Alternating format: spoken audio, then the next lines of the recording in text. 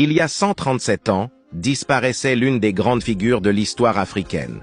Son nom est Lat Dior Ngoné Latyr Diop, l'un des plus grands résistants à la colonisation française, mort au combat le 27 octobre 1886, durant la bataille de Déclé. De ce fait, nous allons revenir sur le déroulement de la bataille et voir comment a pris fin la vie de celui que le président Senghor a élevé au rang d'héros national du Sénégal. Mais attention, comme le dit un célèbre dicton, l'histoire est toujours racontée par les vainqueurs. Et malheureusement, celle-ci n'est pas une exception. Mais comme le dit un proverbe wolof, la vérité est comparable à de la fumée, on a beau le cacher, elle finira toujours par se montrer. Donc, découvrons d'abord la version racontée par le colon et ensuite découvrons ce qui s'est réellement passé le 27 octobre 1886. Ayant harcelé pendant plus de 20 ans les troupes coloniales françaises, la disparition de Lat Dior n'a pas laissé indifférents les colons français.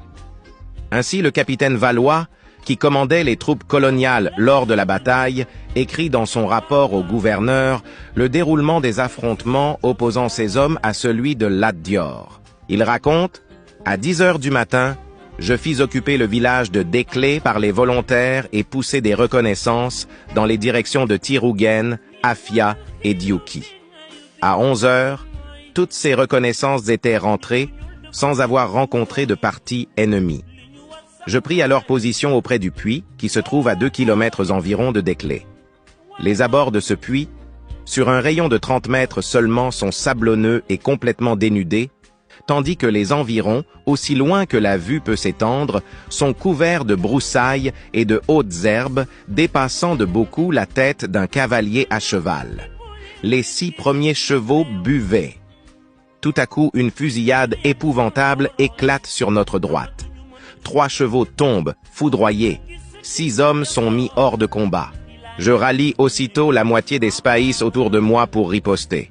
Les partisans de Lat Dior, au nombre de 250 à 300, divisés en 2 groupes, avaient gagné les abords du puits par une marche extrêmement rapide à travers les hautes herbes. Ils nous livraient un combat acharné. Pendant un quart d'heure, on se fusillait de si près que beaucoup d'ennemis eurent leurs vêtements brûlés par la poudre. À 11h03, j'étais presque maître de la situation. Je fis monter 20 spahis à cheval et me porter un peu en avant. L'ennemi était complètement battu. Son chef, Lat Dior, restait sur le champ de bataille avec ses 2 fils et 78 de ses guerriers les plus renommés. Pendant ce combat si court, les spahis avaient en fait des pertes énormes. Un tiers de l'effectif en hommes et chevaux avait été mis hors de combat. Tous d'ailleurs avaient rivalisé de bravoure et donnèrent les preuves du plus admirable sang-froid. Ceci est la version du capitaine Valois. Maintenant analysons avec un peu d'attention ces paroles. Pendant ce combat si court, les spahis avaient fait des pertes énormes. Un tiers de l'effectif en hommes et chevaux avait été mis hors de combat. Nous rappelons que les spahis étaient au nombre de 20. Donc Valois nous raconte qu'avec seulement 20 soldats il a vaincu une armée de 250 à 300 hommes armés de fusils en seulement 15 minutes. Alors que les tirailleurs ont aussi subi des pertes en plus d'être en infériorité numérique d'au moins 10 fois. Première incohérence dans le récit de Valois.